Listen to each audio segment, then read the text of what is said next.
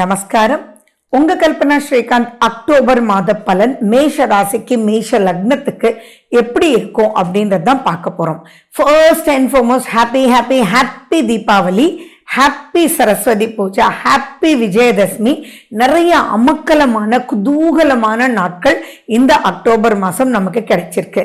இது எல்லாமே சந்தோஷம் நிறைந்த நாட்கள்ன்றது மனசுல ஞாபகம் வச்சுக்கோங்க. விஜயதசமி அப்படின்னாலே வெற்றி அப்படின்றது.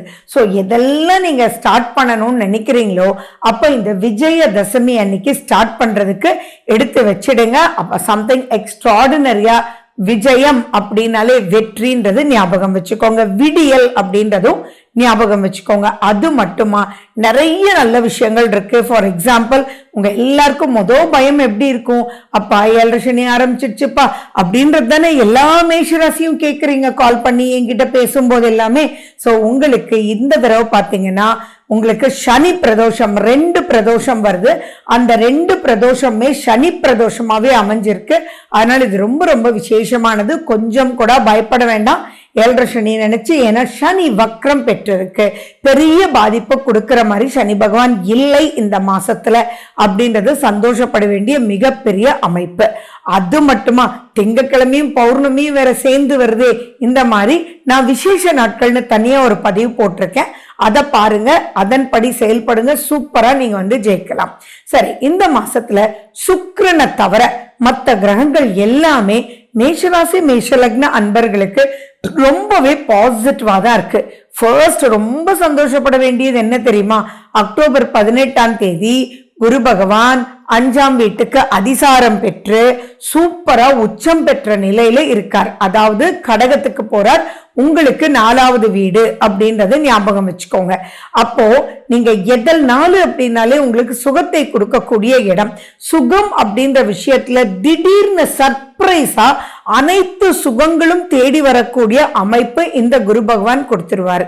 சோ மிகவும் திருப்தியாக, அதாவது தாய் வழி சந்தோஷம், கணவன் மனைவி சந்தோஷம், தந்தை வழி சந்தோஷம்னு. ஏன்னா குரு பகவான் உங்களுக்கு 9ஆம் வீட்டுக்குண்டான அதிபதி.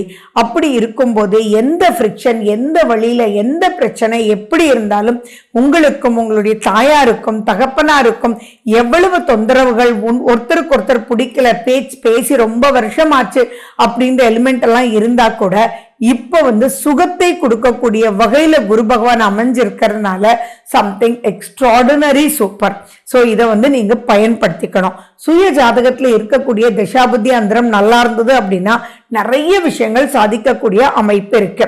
சரி, பொதுவா இது அவ்வளவு நல்லா இருக்கு. பட் ஒன்னொன்லி எப்படி நம்ம எடுத்துட்டு போலாம் அப்படின்றத நீங்க பார்க்கணும்.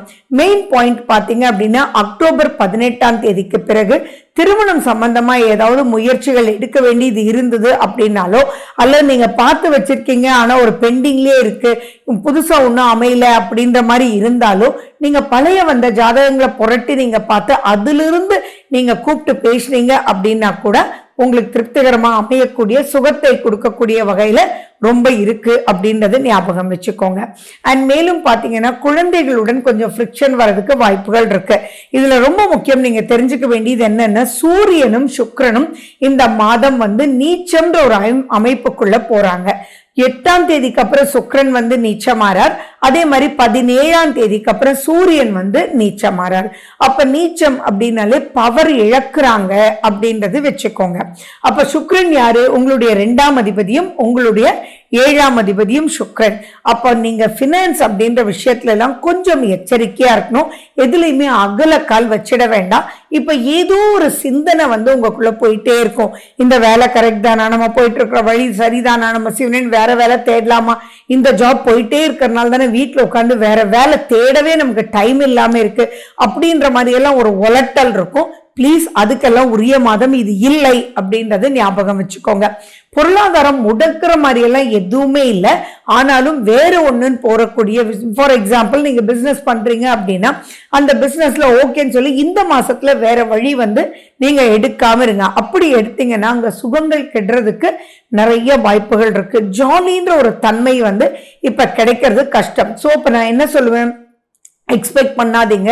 அதுவும் உங்களுடைய 2ஆம் வீட்டு அதிபதி வந்து 8ஆம் தேதி வரைக்கும் கேதுவோட வேற இருக்கார். ஸோ இந்த மாதம் ஆரம்பத்திலிருந்தே பார்த்தீங்கன்னா ஏதோ ஒரு மனநிலை, ஏதோ ஒரு குழப்பம், ஏதோ ஒரு பிடிப்பின்மை, எது எடுத்தாலுமே ஒரு மனசஞ்சலம் அப்படின்றது இருக்கும்.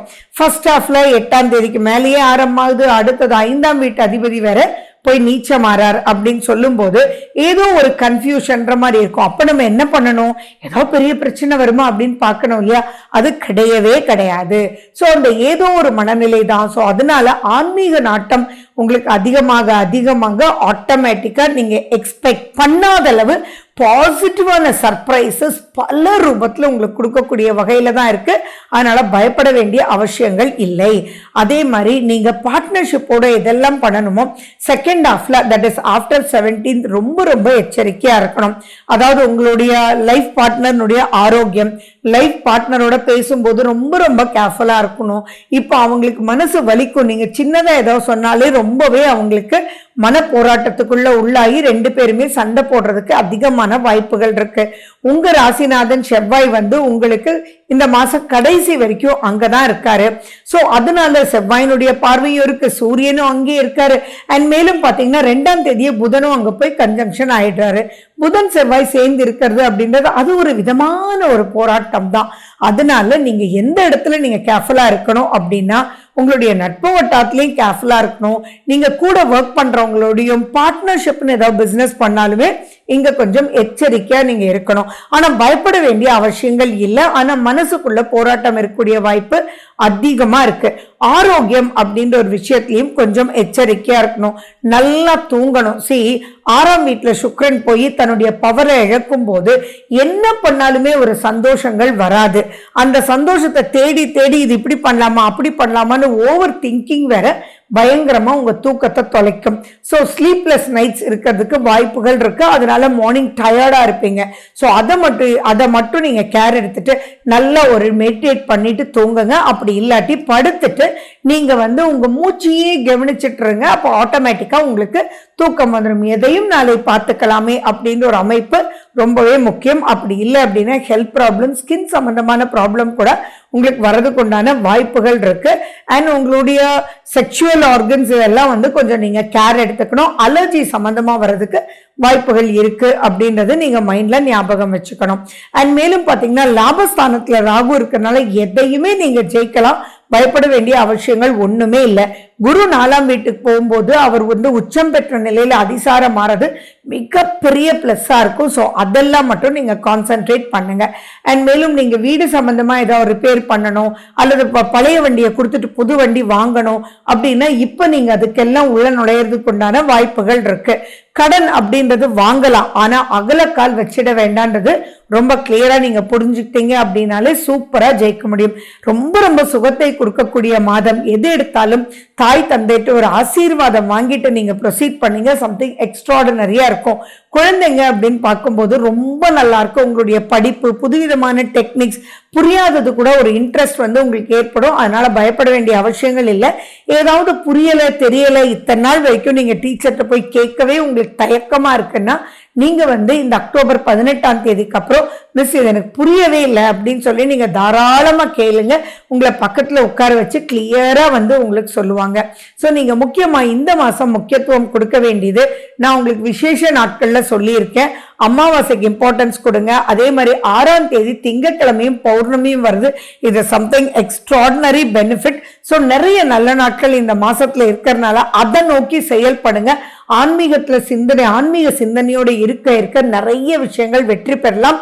Super, something super. Enjoy. Wish you good luck. வாழ்க வளமுடன். நன்றி, வணக்கம்.